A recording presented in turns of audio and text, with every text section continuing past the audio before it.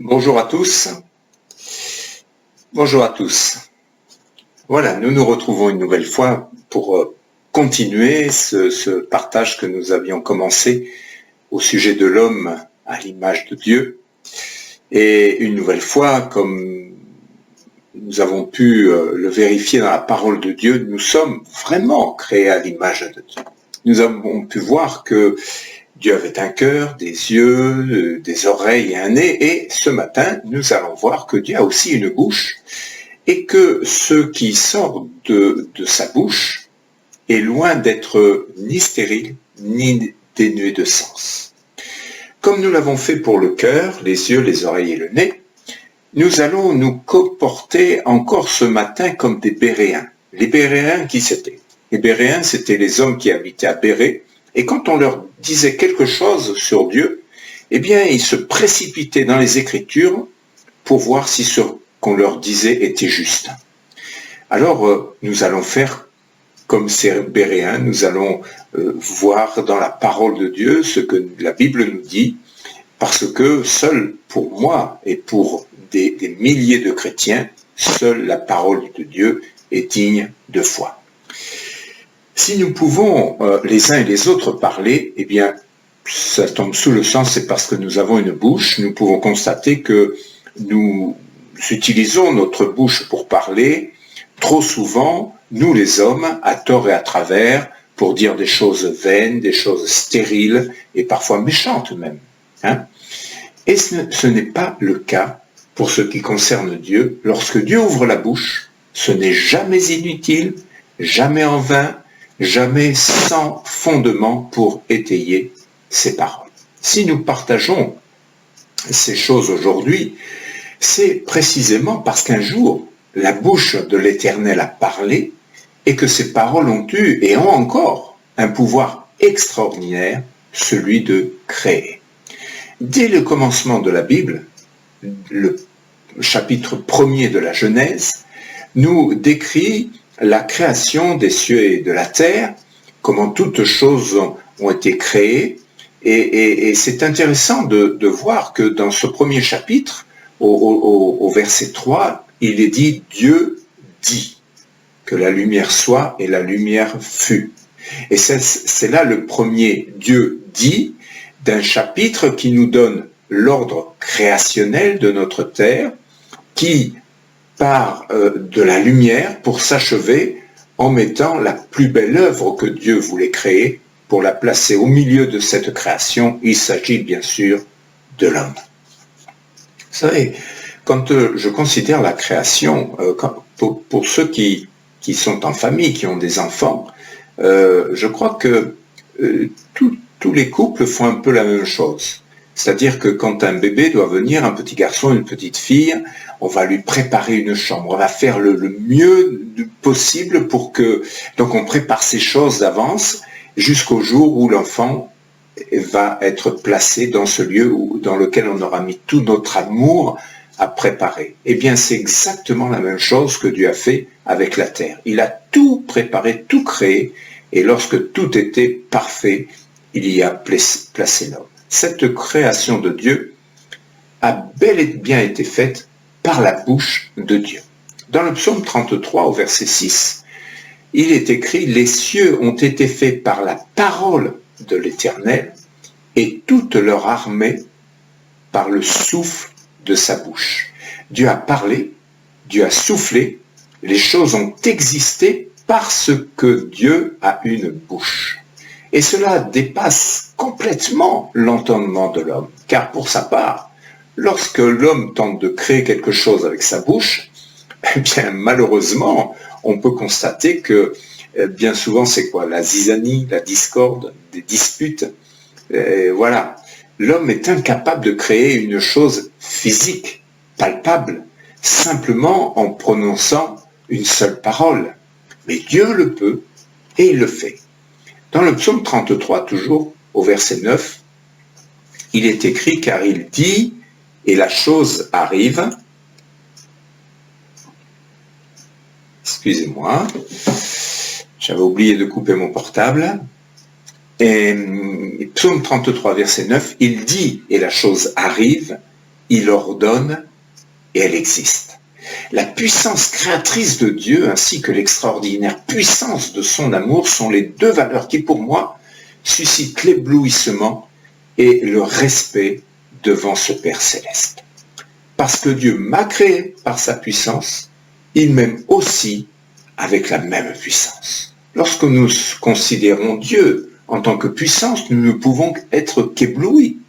Dès le commencement de la création, Dieu a parlé. Dieu a parlé aux hommes, bien sûr, mais il a parlé aussi à tout ce qu'il a créé. Je rappelle ce qui s'est passé dans le Jardin d'Éden, alors que Dieu a placé l'homme au milieu de sa création. Eh bien, on peut s'apercevoir qu'il n'a pas fallu longtemps à l'homme pour désobéir, pour engendrer le péché, et tout l'avenir de l'homme fut alors compromis, puisqu'il y a eu à ce moment-là séparation entre le Créateur et sa créature à cause du péché, dont nous avons encore les conséquences des siècles plus tard.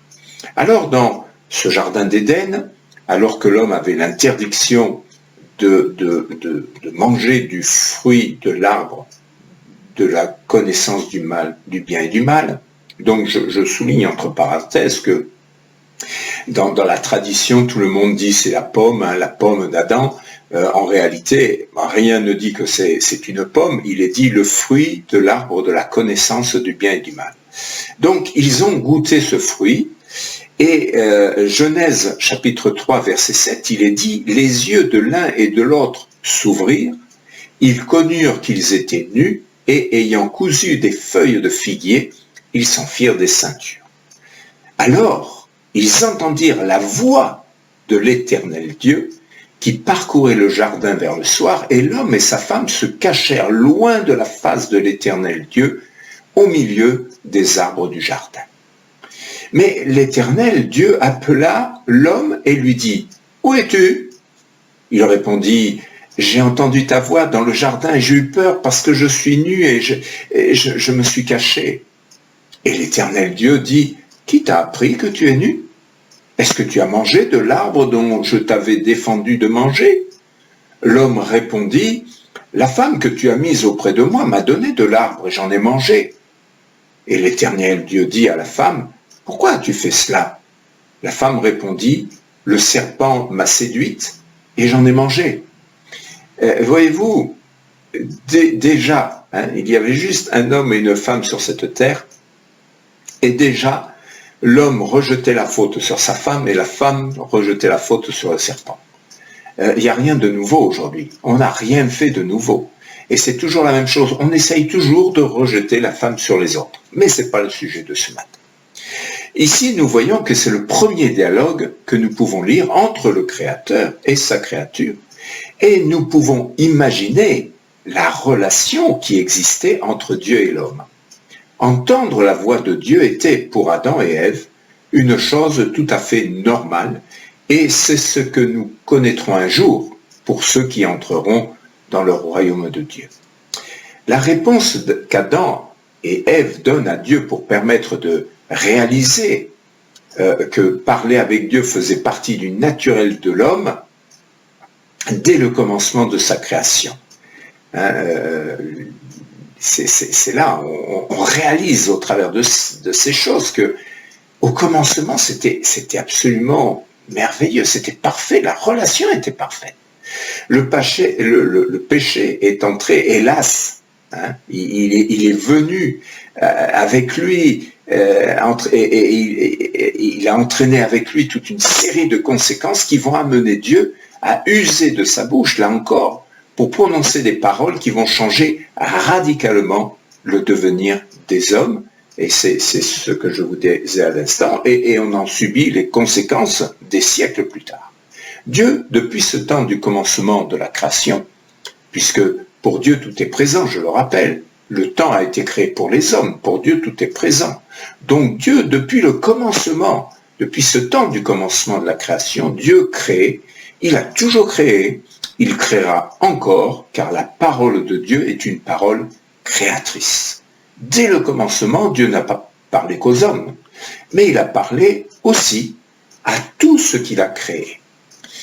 Dans le livre du prophète Ésaïe, chapitre 5 et verset 6, Dieu parle de son peuple et l'image qu'il prend, on pourrait dire que c'est une parabole, l'image qu'il prend c'est la vigne. Son peuple est comme une vigne.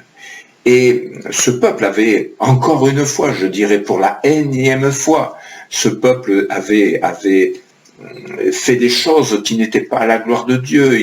Ils n'avaient pas été droits devant Dieu et ils ont déclenché la colère de Dieu.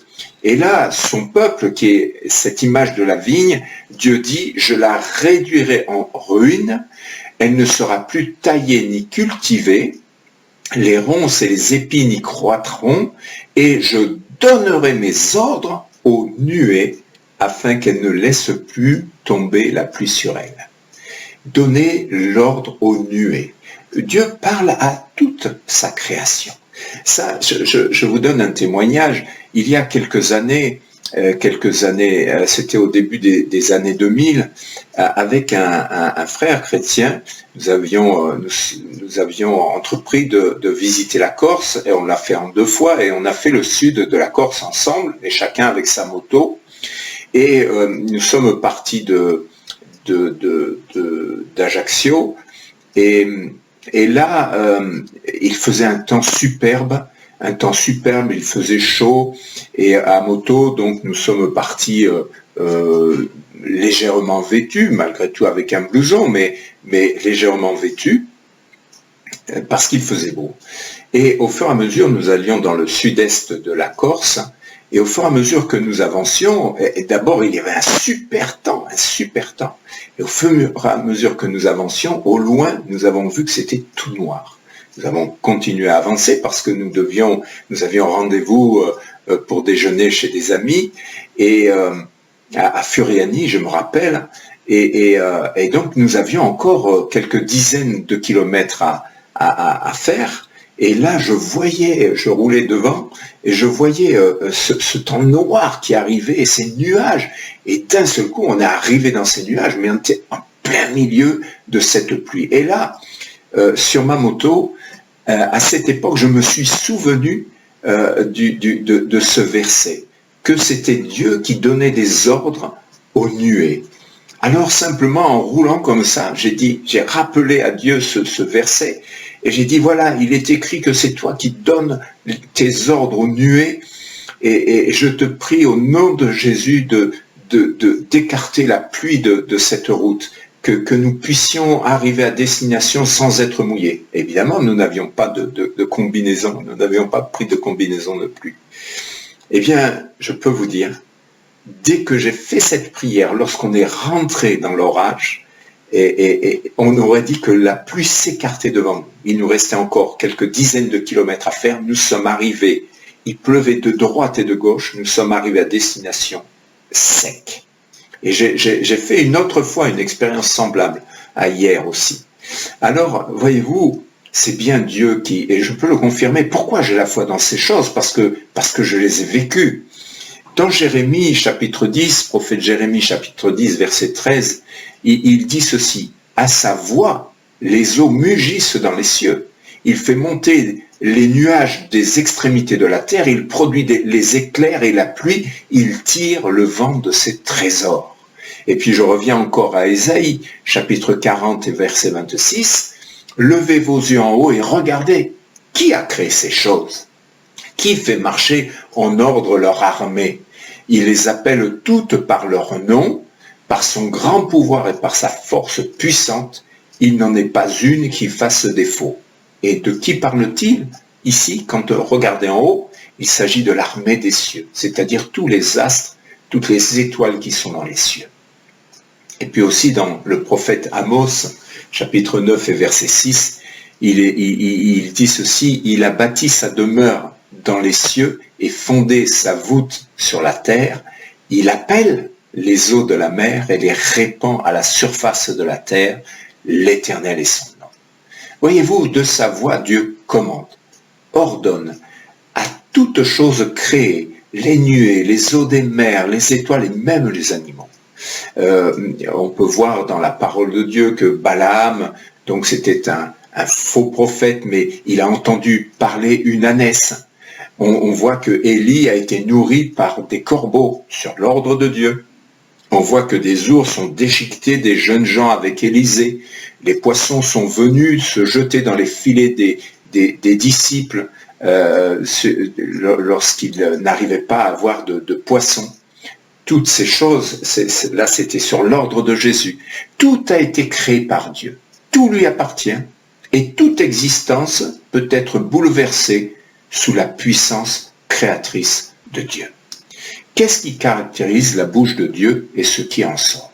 Tout à l'heure, je disais que lorsque Dieu parle, ce n'est jamais pour rien dire, jamais pour ne rien faire et jamais inutilement.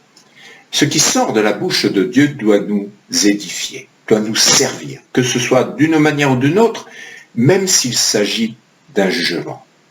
Dans le livre des Proverbes, chapitre 2 et verset 6, il nous est dit « Car l'Éternel donne la sagesse, de sa bouche sortent la connaissance et l'intelligence. » Pourquoi Dieu ne peut-il pas se permettre d'utiliser ces paroles vainement? Et parce que je vous disais que Dieu ne parle pas jamais pour ne rien dire. Eh bien parce que dans le psaume 12, verset 7, il est dit « Les paroles de l'Éternel sont des paroles pures, un argent éprouvé sur terre au creuset et 7 fois épuré. Tout ce qui vient de Dieu porte le sceau de la perfection, à cause de la sainteté de Dieu. Tout ce qui sort de la bouche de Dieu est pur, sans défaut, purifié 7 fois, ne souffrant aucun jugement de la part des hommes.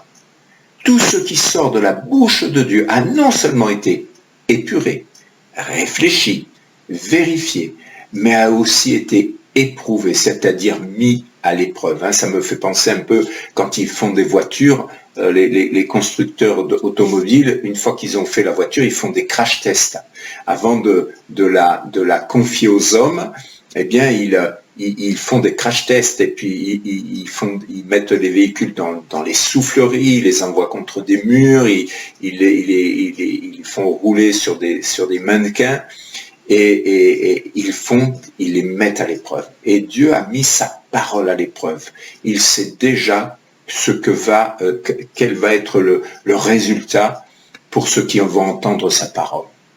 Comment, en effet, le Seigneur aurait pu dire, sinon ces paroles, par le prophète Ésaïe, dans le livre d'Ésaïe, chapitre 55, verset 11, « Ainsi en est-il de ma parole qui sort de ma bouche, elle ne retourne point à moi sans effet, sans avoir exécuté ma volonté et accompli mes desseins. » Lorsque la parole, la pensée de Dieu parvient jusqu'à nous, elle est épurée, éprouvée, testée, afin que Dieu connaisse exactement, avant que nous la recevions, l'effet qu'elle va produire sur nous et en nous. Et c'est pourquoi le Proverbe chapitre 30, verset 5 dit « Toute parole de Dieu toute parole de Dieu est éprouvée. » Lorsque Dieu prononce une parole pour une personne, il sait exactement quels effets elle peut et elle va produire. Cependant, puisque Dieu nous laisse la liberté de choisir nos directions, la perfection des paroles de Dieu ne se vérifie que pour autant que celui ou celle à qui c'est destiné écoute et mette en pratique. Parce que Dieu parle, ce n'est pas pour rien. Et un jour, lorsque nous serons devant Dieu, parce que nous comparaîtrons tous devant Dieu, eh bien, Dieu nous rappellera, oui, mais je t'ai parlé à ce moment-là. Et toi, comment as-tu réagi? Tu as fait ceci et cela. Tout est écrit dans des livres pour ce qui concerne la vie de chacun d'entre nous. Mais même cela, Dieu le sait d'avance. Il sait tout d'avance. De plus, à cause de cette pureté éprouvée, tout ce qui sort de la bouche de Dieu est la vérité. Ésaïe, chapitre 45, cette fois, verset 23, « Je le jure par moi-même, dit l'Éternel, la vérité sort de ma bouche. » Et ceci est en accord parfait avec le fait que Dieu ne supporte pas le mensonge. Dieu ne supporte pas le mensonge, même pas les plus petits mensonges, même pas ce qu'on appelle les pieux mensonges. Et donc, comment lui qui est Dieu pourrait-il interdire aux hommes de faire une chose que lui-même déteste? Non, c'est pas possible. Dieu n'est pas homme. La parole de Dieu nous dit que Dieu n'est pas homme pour mentir. Et pour aller encore plus loin, c'est parce que tout ce qui sort de la bouche de Dieu est épuré et éprouvé, et parce que c'est la vérité, à cause de cela, et grâce à la connaissance et à l'intelligence de Dieu, à cause de toutes ces choses, Dieu peut annoncer les choses à venir. Toujours dans Ésaïe, chapitre 48, verset 3, Dieu dit ceci: « Dès longtemps j'ai fait les premières prédictions, elles sont sorties de ma bouche, et je les ai publiées. Soudain, j'ai agi et elles se sont accomplies. » Les prédictions, les prophéties de Dieu s'accomplissent toujours. Pourquoi? Eh bien, tout simplement parce que c'est la même bouche qui annonce et qui crée ce qui a été annoncé. Entrer dans cette dimension de Dieu n'assouvira jamais notre soif de le connaître, car où on va trop loin, où on va pas assez loin, mais on a toujours ce sentiment d'insatisfaction devant ce Dieu en forme de point d'interrogation. Pour ma part, ça fait déjà beaucoup d'années que je suis chrétien, et je dois dire que j'ai toujours des points d'interrogation, ce qui fait que je ne sais pas combien de fois j'ai lu la Bible, et je la relis encore, parce qu'il y a tellement de choses, c'est toujours nouveau. Lisez la Bible, c'est quelque chose d'extraordinaire, il y a des révélations, il y a des choses merveilleuses pour nous parler de Dieu, pour nous amener à le connaître, parce que je vous rappelle que le but de ces messages, c'est de connaître Dieu. Alors certains pourraient dire, oui mais alors, si Dieu décide de tout, comment affirmer que nous sommes libres? Ah, cette sacro-sainte liberté. Eh bien, je dirais que c'est une question légitime, mais n'oublions pas que Dieu est dans un présent permanent et perpétuel, et que dans ce présent, il connaît déjà nos vies, nos choix, nos réactions, il sait toutes choses. Imaginez que vous ayez déjà vu un film, bon, vous avez vu ce film entièrement. Et quelque temps plus tard, vous dites à un ami, une amie, tiens, regarde avec moi ce film, et en même temps que vous regardez ce film, vous lui dites, tiens, là il va se passer ceci, là il va se passer cela, en dehors du fait que vous allez l'énerver, mais pourquoi vous allez pouvoir dire ceci? Parce que ce film-là, vous l'avez déjà vu, pour vous, c'est comme c'était du présent, mais pour l'autre, elle ne connaît pas. Et donc, vous savez ce qui va se passer parce que c'est déjà passé, vous l'avez déjà vu. Eh bien, c'est la même chose. C'est la même chose pour nous, pour nos vies. Et c'est pour cette raison que les prophéties bibliques s'accomplissent toujours et depuis des siècles, juste parce que la connaissance des choses qui sont pour nous l'avenir sont pour notre Dieu des choses présentes. Alors maintenant, comment décrire la voix de Dieu? Eh bien, deux personnages bibliques donnent des caractéristiques vraiment très intéressantes de la voix de Dieu, de ce qui sort de la bouche de Dieu, car ces hommes ont entendu Dieu. Alors, j'aurais pu en prendre plusieurs, je vais en prendre que deux. D'abord, Job. Job, chapitre 37, verset 1er, où il dit ceci: « Mon cœur est tout tremblant, il bondit hors de sa place. » Écoutez le frémissement de sa voix, le grondement qui sort de sa bouche. Il le fait rouler dans toute l'étendue des cieux, et son éclair brille jusqu'aux extrémités de la terre. Puis éclate un rugissement. Il tonne de sa voix majestueuse. Il ne retient plus l'éclair dès que sa voix retentit. Dieu tonne avec sa voix d'une manière merveilleuse. Il fait de grandes choses que nous ne comprenons pas. Êtes-vous d'accord avec Job lorsqu'il affirme que Dieu fait de grandes choses que nous ne comprenons pas? Dieu est dans le spirituel. Nous sommes dans le terrestre. Dieu utilise tout ce qu'il a créé pour manifester sa grandeur, sa magnificence, sa splendeur, mais aussi sa majesté et son amour, car Dieu vous aime, Dieu nous aime. David, c'est le second témoin que je vais utiliser ici. Encore une fois, David, c'était un homme, comme dit la Bible, selon le cœur de Dieu. Et plusieurs passages nous montrent combien de fois Dieu a parlé à David et combien de fois David a entendu la voix de Dieu.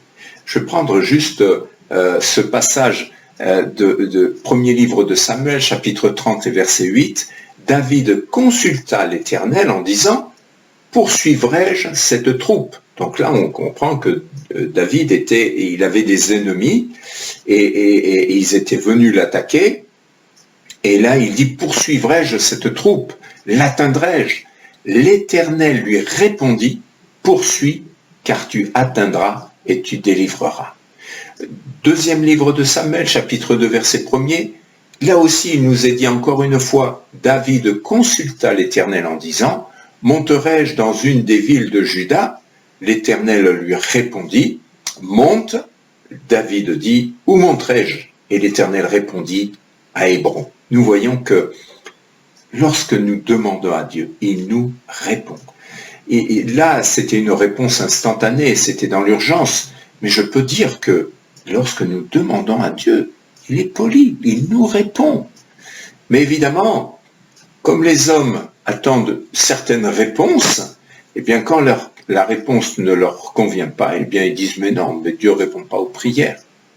Alors voyez-vous, la parole de Dieu est une parole créatrice. Et lire de tels récits, de telles expériences, me donne envie de vivre encore plus une telle relation avec Dieu. C'est précisément parce que David était sensible à la voix de Dieu qu'il a pu écrire les merveilleux psaumes qui nous aident encore aujourd'hui à mieux connaître Dieu et qui devraient nous permettre aussi de lui rendre gloire. Vous savez que il y a 150 psaumes et je vous invite vraiment à lire ces psaumes. Il y a vraiment des belles choses écrites dans ces psaumes. Et il y a le psaume 29 qui commence ainsi, il dit psaume de David, donc c'est David qui l'a écrit. Et il dit ceci, « Fils de Dieu, rendez à l'Éternel gloire et honneur. Rendez à l'Éternel gloire pour son nom. Prosternez-vous devant l'Éternel avec des ornements sacrés. La voix de l'Éternel retentit sur les eaux. Le Dieu de gloire fait gronder le tonnerre. L'Éternel est sur les grandes eaux. La voix de l'Éternel puissante. La voix de l'Éternel est majestueuse. La voix de l'Éternel brise les cèdres. L'Éternel brise les cèdres du Liban. Il les fait bondir comme des veaux et le Liban et le Sirion comme de jeunes buffles. La voix de l'Éternel fait jaillir des flammes de feu. La voix de l'Éternel fait trembler le désert. L'Éternel fait trembler le désert de Kadès. La voix de l'Éternel fait enfanter les biches. Elle dépouille les forêts. Dans son palais, tout s'écrie gloire. Tout s'écrie gloire. L'Éternel était sur son trône lors du déluge. L'Éternel sur son trône règne éternellement. L'Éternel donne la force à son peuple, l'Éternel bénit son peuple et le rend heureux. Alors évidemment, ce sont les psaumes, donc il y a cette forme un peu poétique de dire les choses, mais ce que écrit David ici, c'est des choses qu'il a vues, c'est des choses qu'il a constatées, c'est des choses qu'il a vécues. Et je suis persuadé que lorsque j'aurai terminé le second message, parce qu'il y en a un autre, on ne peut pas parler en un seul message de la bouche de Dieu s'il n'y en a pas un troisième, eh bien, je suis persuadé que nous n'aurons vu qu'une petite partie, qu'un petit reflet de la grandeur et de la puissance de Dieu. Pour aujourd'hui, je terminerai avec une des grandes vérités concernant ce qui sort de la bouche de Dieu, sa parole. Dans le psaume 119 sur les 150 psaumes, c'est celui le plus long. Et au verset 89, il est écrit « À toujours, ô Éternel, ta parole subsiste dans les cieux. » Le psalmiste affirme que la parole de Dieu subsiste dans le ciel. Mais Ésaïe va même aller encore plus loin dans cette pensée puisqu'il compare la parole de Dieu aux choses passagères de la terre. Ésaïe chapitre 40 verset 8, « L'herbe sèche, la fleur tombe, mais la parole de notre Dieu subsiste éternellement. » Tout passera sur cette terre. Tout disparaîtra. On ne retrouvera plus trace de la création de Dieu. Mais la parole de Dieu subsistera éternellement. Nous verrons la prochaine fois que parler de la bouche de Dieu, parler de la parole de Dieu, sans parler de Jésus est une chose absolument impossible. Et je terminerai simplement en citant cette parole de Jésus qui a été reprise dans les 3 évangiles synoptiques. On dit les 3 évangiles synoptiques, ce sont Matthieu, Marc et Luc. Et les 3 relatent cette même vérité. Le ciel et la terre passeront, mais mes paroles ne passeront point. Alors donc, je vous invite dimanche prochain à partager la suite de ce thème sur la bouche de Dieu, et nous verrons que de la bouche de Dieu peuvent sortir la bénédiction et la malédiction, que Dieu donne parfois des ordres, parfois des conseils, que notre sensibilité et notre obéissance, selon notre sensibilité, selon notre obéissance, la voix de Dieu peut créer des circonstances joyeuses ou douloureuses. Nous verrons pourquoi Dieu encore aujourd'hui parle aux hommes. Et puis bien sûr, nous verrons la place de Jésus, le Fils de Dieu, dans le miracle de la création et peut-être mieux comprendre pourquoi Jésus est le premier en toutes choses, parce que c'est la parole de Dieu qui nous le dit. Voilà, encore de belles choses à partager pour connaître Dieu. Alors j'aimerais, comme nous le faisons chaque fois, terminer par la prière.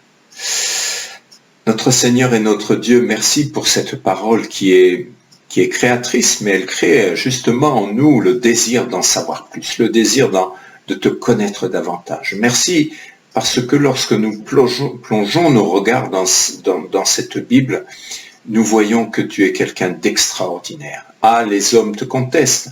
Dès que tu fais des choses, que tu dis des choses qui sont contraires à ce qu'ils attendent, eh bien ils contestent, ils te rejettent.